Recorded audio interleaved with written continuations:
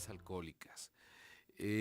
Durante mucho tiempo, mucho tiempo, se ha enarbolado como lugar común una premisa que tiene muy poco sustento en lo general, obviamente, de que las personas que toman cualquier medicación están exentas de tomar bebidas alcohólicas. Esto, insisto, como lugar común tiene bases endebles, porque se parte de que todos los medicamentos se metabolizarían igual en el hígado, por un lado, y por otro lado, específicamente en los receptores que metabolizan ciertos fármacos. Esto no es cierto. Obviamente sí hay medicamentos muy específicos que trabajan en el mismo sitio donde trabajan las bebidas alcohólicas, pero esto no es universal. Entonces yo creo que tendríamos que partir de ese punto de definición, Luisa. ¿Qué es, número uno, intoxicación? ¿Qué es alcoholismo? ¿Qué es una bebida moderada? Y además, ¿qué es una bebida adecuada? ¿En qué cantidades? Porque no solamente se puede, sino que incluso se puede recomendar el consumo de ciertas bebidas alcohólicas para las personas que viven con diabetes. Bien, me parece excelente que lo estemos puntualizando de esta forma porque entonces sí podemos poner como en los espacios adecuados las definiciones, ¿no? Porque hace no mucho rato estaba hablando con una persona aquí y me decía, es que tengo un tío y pues seguía tomando alcohol, ¿no? Ujú, Sin ningún problema. ujú, Dice, lo único que tenía que hacer era no tomarlo con bebidas con azúcar, ¿no? ujú. Entonces todavía existe como esta concepción como de que tiene que ver solamente o exclusivamente con el consumo de azúcar y no necesariamente. Quizás tendríamos que hablar también un poquito de esto, ¿no? De cuál Así es. sería el proceso del alcohol en el cuerpo y qué pasa en una persona normal y también qué pasa en una persona que ya tiene un diagnóstico de diabetes, ¿no? Así es. Bien, pudiéramos empezar quizás por esta definición de intoxicación. ¿Qué sería o cómo podríamos definir intoxicación? Muy bien. Eh, Aunque hay muchas variantes de acuerdo a genes, de acuerdo a raza, de acuerdo a peso y estatura, nosotros sabemos que para una mujer promedio, estoy hablando de mujeres de unos 60 con más o menos 50, de 50 a 65 pesos, perdón, 55 kilos de peso, la capacidad de metabolizar alcohol por 24 horas está entre los 400 y 500 mililitros, que es una cantidad bastante importante. Estamos hablando, por ejemplo, de 2 a 3 copas de vino de medida estándar. Mientras que el hombre puede metabolizar entre 500 y 600 mililitros. A partir de este punto, insisto, promedio, todos tenemos variaciones individuales, incluso circunstanciales, del consumo de alcohol. Una persona podría empezar a traspasar esta frontera entre un consumo adecuado, permisible y la intoxicación aguda. Es decir, el empezar a sentir los efectos del emborrachamiento por alcohol. Obviamente cuando se rebasan estos niveles podemos decir que ya el consumo es inadecuado, es mórbido, es enfermizo. Y bueno, el alcoholismo, que sabemos que es una enfermedad que parte de una dependencia neurobiológica, es decir, hay una necesidad neurológica del consumo de alcohol y además hay una necesidad metabólica para consumir. Bien, nos quedamos con esto. Recuerda que nos escuchas a través del 1040 de AM en Radio Mujer y a través del 95.1 de FM Austin, Texas. Quédate con nosotros, estás escuchándonos a través de Radio Mujer, el sexto sentido de la radio.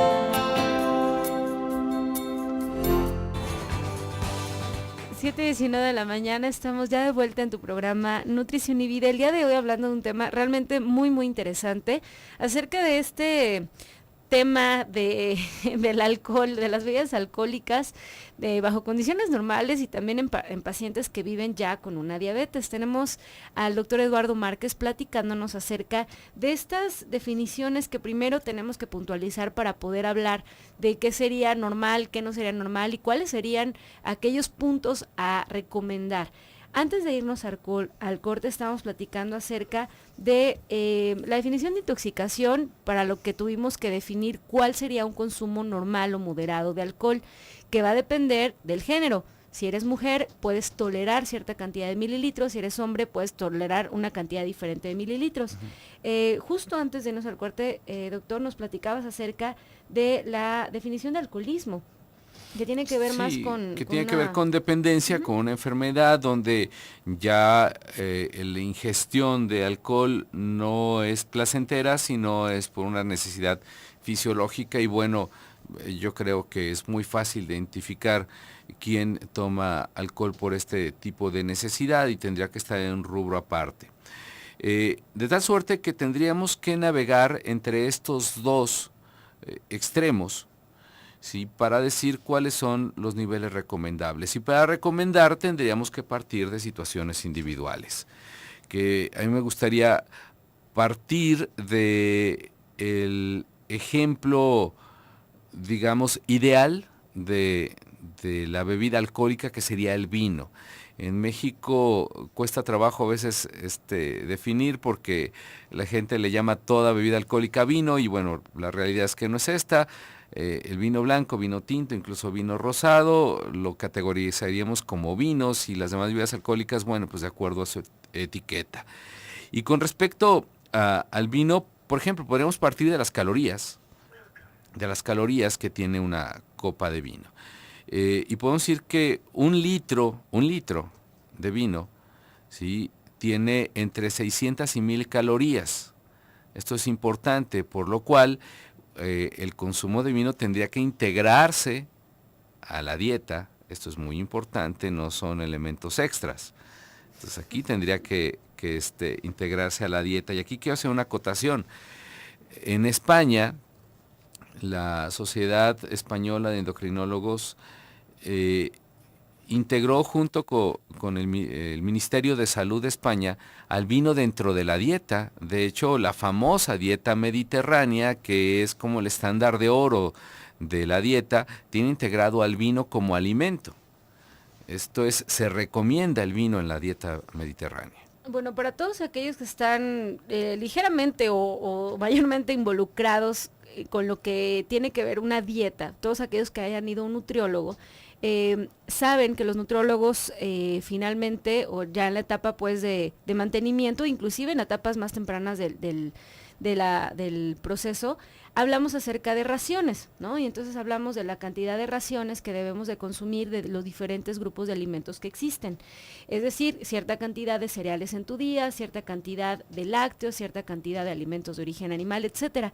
Quiere decir, doctor, que entonces tendríamos que incluir esto como una ración diaria en los alimentos, es decir, vamos a tener un tríptico donde diga cereales, lácteos, cuáles son las frutas, y también cuál sería la cantidad de vino, y poderla incluir en nuestro tríptico de día a día. Así es, de hecho es una parte la dieta mediterránea es una parte del intercambio.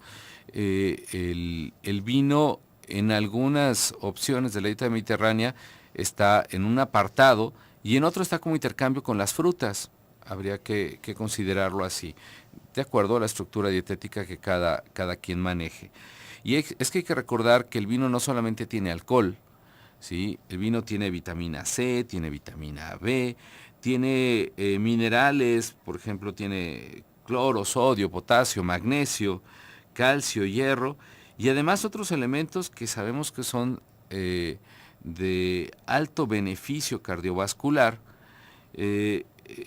Podemos hablar de los taninos y también de algunos antioxidantes que posee el vino de manera constante y en buenas cantidades. En buenas cantidades, eso sería muy interesante entenderlo. ¿Cuál sería una buena cantidad, o cuál sería la recomendación del consumo de vino en un paciente, vamos a decir, un paciente mexicano? De acuerdo a la OMS y de acuerdo nuevamente a esta guía de los españoles, para mujeres estaría entre 1,5 copas estándar de vino por comida, ¿sí? Y para los hombres podrían ser hasta 2 copas por comida, pero se recomienda que solamente se consuman en la comida principal. Es decir, acompañada de alimentos. Ese es un punto muy importante. el vino siempre va acompañado de alimentos. ¿Cuál sería la razón específica de esto? Bueno, en primer lugar, por el contenido. Estaba yo dejando dentro del contenido el apartado de los carbohidratos que tiene. La base fundamental del vino es la uva. En este caso estamos hablando del vino puramente. Entonces, el contenido de carbohidratos de la uva y sobre todo de azúcares de la uva es importante, por lo cual, tanto en una dieta para la persona que vive con diabetes como en una dieta que desea mantener el peso o que desea controlar, por ejemplo, los triglicéridos, se tiene que considerar el consumo, el apartado de los carbohidratos. Esto es bien, bien importante. El vino siempre va acompañado. Es decir, que el consumo de vino va a alterar o va a modificar los niveles de azúcar en sangre y va a modificar o va a alterar los niveles de triglicéridos también en sangre. ¿Por qué? ¿Por qué pasa esto? Bueno, en primer lugar, ya sabemos que los triglicéridos, desde el punto de vista metabólico y nutricional, dependen más de los carbohidratos que de la glucosa. Esto es muy importante y por eso cuando se evalúa el nivel de grasas, de colesterol y triglicéridos en la sangre, es muy importante que se midan las fracciones. Cuando nosotros nos dan el colesterol total, nos dejan una duda muy importante, porque dentro de las fracciones del colesterol hay una fracción que transporta triglicéridos, que es el VLDL. Entonces, si alguien tiene triglicéridos altos y el colesterol alto, no sabemos si es porque tiene alteradas las dos líneas o porque el colesterol se alteró a expensas de los triglicéridos. Entonces es muy importante revisar esto, y sí, el vino, por el consumo de carbohidratos, puede alterar triglicéridos básicamente. Y por el consumo obviamente de azúcares puede alterar y altera los niveles de glucosa, pero esto es bien interesante porque la integración de los componentes del vino sube la glucosa, pero el alcohol per se, el alcohol por sí mismo, baja la glucosa. Todos los alcoholes son hipoglucemiantes. Entonces esto es muy importante porque tenemos que evaluar en el paciente diabético esta condición, una condición individual en la cual no sabemos qué va a jalar más de primera instancia y hay que conocerlo, hay que reconocerse, hay que monitorear si va a jalar hacia la hipoglucemia, si va a jalar hacia la hiperglicemia o si va a quedar incluso estable al consumirlo de manera ordenada dentro de su dieta. ¿Y cómo es que un paciente puede hacer este monitoreo? O sea, ¿cómo logra identificar si va a irse hacia un lado o hacia otro? Yo creo que es igual que con cualquier otro elemento nutricional. Hay que checarse antes de comer y 2 horas después de comer. Sabemos que 2 horas después de comer es donde se da la mayor proporción de metabolización de los azúcares. Entonces podemos ver cuál es el impacto de las comidas que tienen vino y las que no tienen vino. Entonces esto es bien importante. O sea que para un paciente que vive con diabetes la recomendación sigue siendo la misma. Hay que estar llevando un monitoreo para saber cómo respondes ante ciertos estímulos. En este caso el estímulo se va a llamar alcohol. La manera o la recomendación va a estar basada bajo el cómo responde este paciente en específico a este estímulo. Sí, y hay que considerar, esos son elementos individuales del sujeto, de la persona que vive con diabetes, pero además hay que tomar en cuenta las consideraciones particulares del vino que esté tomando, porque hay una gran diversidad de vinos y también hay una gran diversidad de contenido azucarado del vino. En términos sencillos, entre más seco sea el vino, menos carbohidratos tiene, por lo tanto es más recomendable para la persona que vive con diabetes, y entre más dulce, pues tiene más azúcares y es menos recomendable. En México la palatividad hacia el vino se inclina mucho hacia los sabores dulces, sobre todo en mujeres. Habría que empezar a probar otro tipo de vinos y el impacto que tienen en su glucosa. Bien, nos quedamos con esta información. Recuerda que nos escuchas a través del 1040 de AM en Radio Mujer, el sexto sentido de la radio.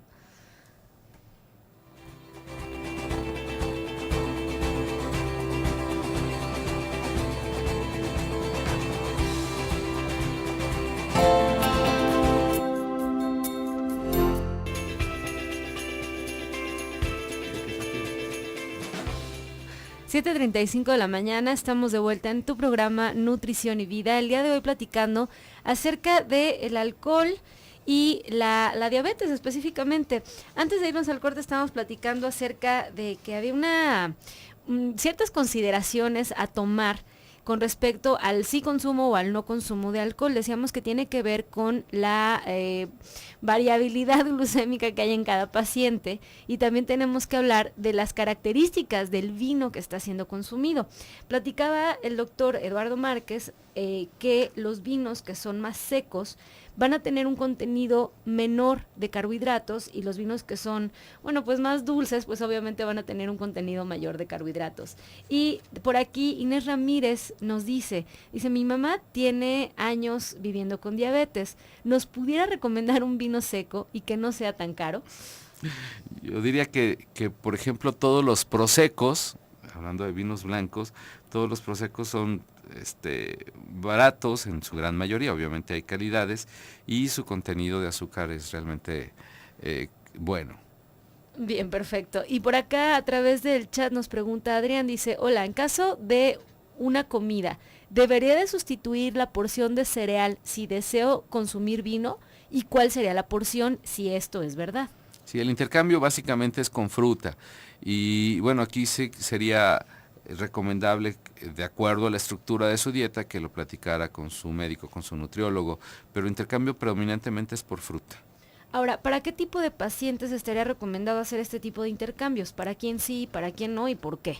Obviamente, yo creo que quien tiene la posibilidad de hacer estos intercambios es aquel paciente que está metabólicamente estable. Quien esté en estabilidad, pues obviamente tendría primero que acudir al control de su glucosa, y una vez que llegue a esto, bueno, pues los intercambios son permisibles, pero en descontrol no, en descontrol hay que tratar de ser lo más puntual con la dieta posible.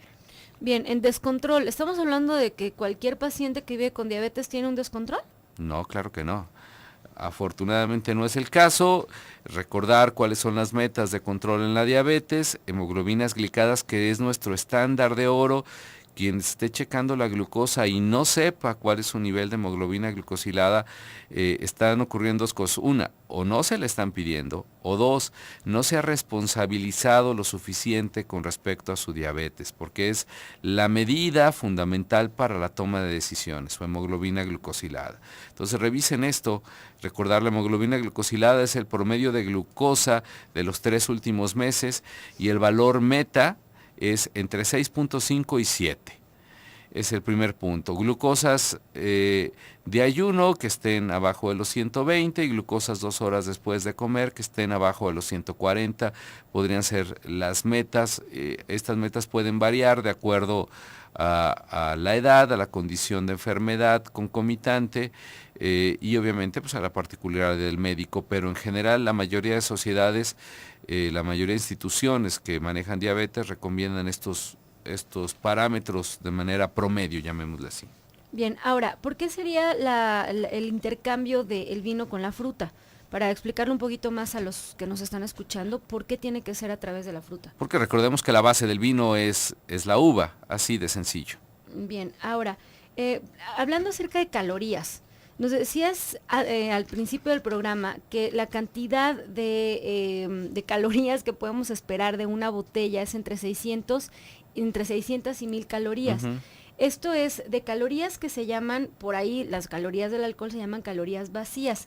Por ahí he estado escuchando mucho acerca de una especie como de confusión, vamos a decirlo así, y a mí me gustaría que les platicaras o las redescuchas qué es una caloría vacía y qué importancia tiene esto en el resto de sus alimentos. Ok, las calorías vacías son aquellas que aportan energía sin ningún otro nutriente básico. El paradigma, el ejemplo típico de una caloría vacía es el azúcar. El azúcar solamente aporta energía, aporta calorías, y no aporta ningún nutrimento, ningún microelemento, nada benéfico. Esta es la caloría vacía. Hay que recordar, el vino no sería una caloría vacía, ¿sí? Las calorías otorgadas por el vino, y nuevamente ahorita me estoy remitiendo al vino, ¿sí? Vino blanco, vino rosado, vino rojo, como decíamos al principio. El vino no, el vino tiene una gran cantidad de elementos nutrientes, y por eso es porque se ha incluido en la dieta mediterránea. yo creo que aquí tendríamos que partir ahora sí de otras bebidas alcohólicas que no son vino, porque aquí sí la cosa puede cambiar. Si nosotros estamos hablando, por ejemplo, de algunos aguardientes, bueno, la cantidad de nutrientes es muy poca y el espacio que ocupan de alcohol es mucho mayor. Si estamos hablando de brandis, coñacs o este tipo de bebidas que tienen un alto contenido de azúcares y cuyos nutrientes son menores, estamos hablando de otra situación. El tequila, por ejemplo, que no aporta una gran cantidad de calorías y que no modifica mucho la glucosa por ser tequila, puede incluso bajar niveles de glucosa por el alcohol. Entonces tendríamos que particularizar. La recomendación para el diabético es el vino. Los destilados son en la mayoría de los casos permitidos sin mayores adecuaciones para el paciente que vive con diabetes, como alcohol o whisky, por ejemplo, pero de ahí en más tendrían que hacerse algunas particularidades en la dieta del sujeto que vive con diabetes y podrían permitirse o no de manera esporádica, ¿sí? Entonces nuevamente separamos, ¿sí?, vino, que es el recomendado, ¿sí?, bebidas alcohólicas permitidas como whisky, tequila, ¿sí?, y bebidas que en algunos pacientes y de manera ocasional se pudieran permitir, que serían los 3 niveles de consumo de bebidas alcohólicas a las personas que viven con diabetes. Bien, ahora te preguntan por acá, dice, yo no estoy llevando una dieta mediterránea. Dice, a pesar de no llevar una dieta mediterránea, ¿puedo sustituir el vino con alguno de los grupos de alimentos que tengo en mi dieta? Teóricamente sí. Habría que ver las particularidades nuevamente, esas especificidades que solamente conoce su nutriólogo o su médico, siempre hay que apoyarse en él. Bien, también te preguntan por acá, dice, en el caso de los vinos, ¿hay que cuidarse de algún otro elemento como la cantidad de sustitutos? De sustitutos, no sé, Adrián, nos estás escribiendo a través del chat. ¿Sustitutos te refieres a los sustitutos de azúcar o no sé bien cuál sea la pregunta? Si quieres como definirla un poquito más para saber por dónde va tu duda y poderte contestar de manera más clara.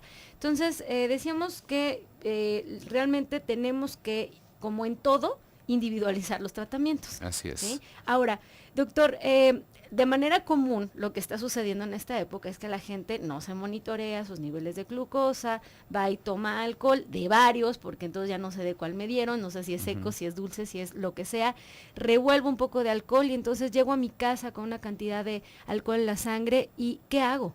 ¿No? ¿Qué sería la recomendación para todos estos pacientes que yo sé que les está pasando? ¿No? Sí, la primera recomendación, obviamente, y entra dentro de todas las recomendaciones nutricionales, es jamás consumir algo que no sepan qué contiene. Y esto va para la comida y va para el alcohol, va para todo tipo de elemento que se ingiere. Siempre hay que preguntar, la ensalada tiene azúcar, le pusieron miel, ¿sí? Está hecha con piña en almíbar o con aderezo de miel. Esto va para todo. Obviamente que la bebida que estoy consumiendo, si es una mezcla, bueno, está hecha con refresco regular esta mezcla o con qué tipo de soda para mezclar, y con el alcohol es lo mismo. Siempre que hay que preguntar, no podemos ingerir nada con la irresponsabilidad de no saber qué contiene. Bien, regresando al corte vamos a seguir platicando acerca de cuáles serían las recomendaciones del consumo de alcohol en los pacientes que viven con diabetes. Quédate con nosotros, nos escuchas a través del 1040 de AM. Regresamos.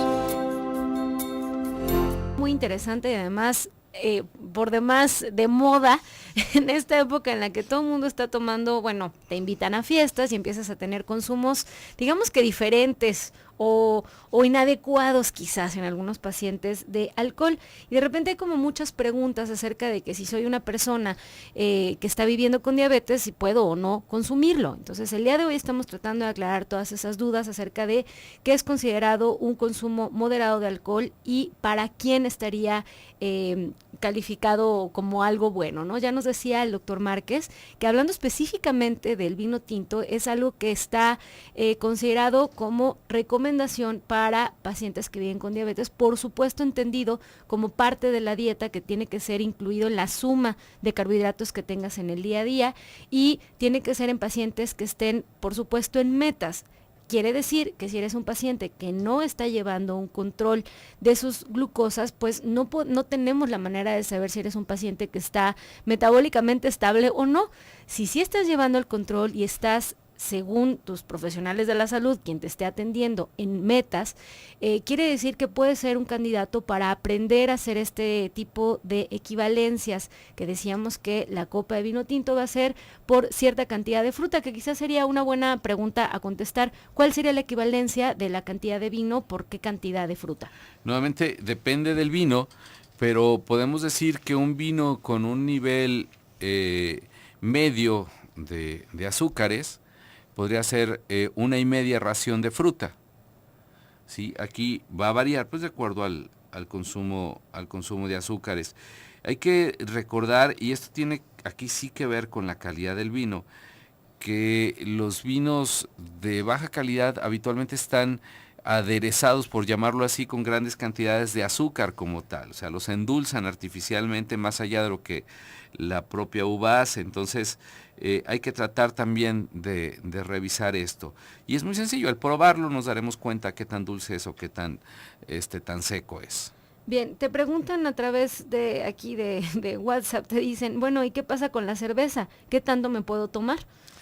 Bien interesante, porque acaba de aparecer en Diabetes Care, que es una de las Biblias de la diabetes en medicina, un artículo donde se habla de los beneficios de la cerveza en personas que viven con diabetes. Aquí pues, sería hablar un programa específico de cerveza, que es otra bebida también con alta mitificación, y donde, bueno, tenemos que considerar las calorías de la cerveza, y el intercambio sería por cereal y no por fruta, porque tiene otro origen. La recomendación en este momento pues, es hablarlo particularmente con su médico, con su nutriólogo, y bueno, ver en qué condiciones se le permitiría hacer un intercambio de pan, cuando le conviene, cuando tiene permitido hacer un intercambio de pan por cerveza. Bien, por aquí también otra pregunta que te hacen, dice, yo vivo con diabetes, dice, y yo he escuchado que cuando vienes de una fiesta después de tomar alcohol, lo que tienes que hacer es, ¿qué dice por aquí? Dice, no comer. Dice, porque entonces tu glucosa está muy alta y entonces lo que te conviene es solo tomar agua. ¿Es esto verdad? No, totalmente, totalmente falso. No, y para aprovechar los últimos minutos en las recomendaciones, y tomo como punta de lanza este comentario, es uno de los vinos, de las bebidas alcohólicas, el recomendado es el vino. Sí, hay que preferirlo. Segundo, ¿se puede en diabetes? Sí, se pueden tomar en personas que viven con diabetes, siempre y cuando estén en condiciones metabólicamente estables, estén en control, siempre con alimentos, siempre con intercambio, no es una comida extra. ¿Sí? Tres, hay que preferir los vinos secos. 4, en promedio estaríamos hablando de una copa o copa y media en términos generales, para asegurarnos el no caer en globalizaciones y que no vayamos a llegar a los niveles de intoxicación aguda. Esto es de todos los días, va a depender de la estructura de su dieta. Los beneficios del vino van más allá de la consideración calórica. El vino ha demostrado mejorar los puntos finales cardiovasculares, es decir, las personas que consumen vino de manera habitual, diabéticos o no, tienen menor riesgo de infarto, menor riesgo de hipertensión, menor riesgo de tromboembolias cerebrales y periféricas. Entonces creo que el consumo de vino ha estado mitificado con pobres razones, pero también hay que separar al vino del resto de bebidas. Reiterar, vino aconsejado en estas consideraciones, whisky, tequila permitido, ¿sí? Y al resto de bebidas alcohólicas en algunas situaciones y con algunas puntualizaciones tolerado para ciertos pacientes y de manera esporádica. bajo ciertas condiciones, nada de que como mi amigo también se lo toma, yo también, es bajo ciertas condiciones y de manera individualizada, porque cada paciente va a responder diferente y va a llevar un tratamiento diferente y va a estar probablemente en una etapa diferente de la enfermedad. Entonces es muy importante que nos quede claro que no porque, es que el otro tiene diabetes, entonces como si toma, pues yo también me lo tomo. No, tenemos que individualizar, porque acuérdense que cada persona va a responder diferente, inclusive no solo al alcohol, sino a los estímulos del exterior, por ejemplo, como las emociones. Entonces, dependiendo de qué condiciones tenga este paciente, se los voy a poner bien claro. Si este paciente anda deprimido porque la Navidad lo deprime y luego viene y se toma el alcohol, ¿qué creen que va a pasar? Vamos a tener riesgo de ciertas situaciones que no son tan buenas en los pacientes, ¿no? Entonces, las condiciones de cada uno de los pacientes tienen que tomarse en cuenta para decidir si ese paciente debe o no tomar alcohol y en qué cantidad debe hacerlo. Ahora, doctor, vamos platicando un poquito. Nos insiste la persona que nos está platicando aquí a través de WhatsApp, nos dice, bueno, y entonces, si yo llego a mi casa después de haber tomado alcohol y me tomo mi nivel de glucosa y está alto, ¿qué debo hacer? Ok, hay que tomar en cuenta que el alcohol no debe desestructurar la dieta. Si él llega a su casa a la hora que tiene que hacer su cena, con los horarios ya establecidos, bueno, pues tiene que hacer su cena, tiene que tomarse su medicamento, y salvo que tenga un descontrol agudo severo, bueno, tomar como siempre y en cualquier condición las consideraciones que se toman cuando hay un descontrol severo. Si tiene un descontrol de leve a moderado, pues saber que al día siguiente, pues bueno, ya sucedió ese descontrol, hay que hacer lo que le toca hacer cotidianamente y al día siguiente, pues retomar su dieta. Lo que queremos es evitar que suba la glucosa. Hay que recordar esto, es muy importante. El fin primordial del tratamiento para la persona que vive con diabetes es evitar que suba la glucosa de más o que baje de menos, ¿sí? Hay que mantener el control estricto y no estar tratando de abortar los descontroles, porque esto sería, ya me subió, ¿ahora qué hago? No, si ya te subió, ya te generó daño, y bueno, pues a tratar de retomar el camino para volver a meterte al control, salvo que sea un descontrol severo. Bien, por aquí nos dice Edna a través de WhatsApp, nos dice, hola nutróloga, te estoy escuchando mientras almuerzo 70 gramos de pasta integral, calabacitas, una cucharada de aceite de oliva y me gusta mucho tu programa. Me informa y me divierte. Edna, me da mucho gusto que te sirva el programa. Qué rico desayuno. La verdad es que me da mucha envidia que estés comiendo eso y qué bueno que te sirva. Y recuerda que cualquier duda que puedas tener, estamos dedicados a ayudarte al menos a investigar cuál es la mejor respuesta para darte. Doctor, última recomendación que quisieras dar a los pacientes que están escuchando el programa del día de hoy. Bueno, la recomendación es que sean responsables, y la responsabilidad parte de la búsqueda de información, y de información que esté bien sustentada, que sea por canales adecuados y que tratemos de contrastar. Cuando tenemos una información y queremos llegar a la verdad, hay que buscar 2 o 3 fuentes, pero 2 o 3 fuentes realmente validadas. La segunda opinión siempre ayuda. La segunda opinión siempre ayuda. Doctor, ¿en dónde te podemos localizar para todas aquellas personas que quieren un poquito más de información, inclusive que necesitan una consulta? Sí, el teléfono de mi consultorio es 3648-3461. 3461, 3648, 3461. El doctor Eduardo Márquez, él es endocrinólogo y él es experto en ayudarte si estás viviendo con diabetes o si tienes algún tipo de problema con el diagnóstico, que todavía no sabes por dónde va. Bueno, pide ayuda. La mejor recomendación que tienes es que te dé a tu médico y a partir de eso se puedan empezar a tomar decisiones ya que tengamos un diagnóstico. Espero que te haya servido el programa, doctor. Muchísimas gracias por haber estado aquí. Gracias, Luisa, como siempre. Y espero que te haya servido la información. Te voy a dejar en un programa más del doctor Gilberto Priego.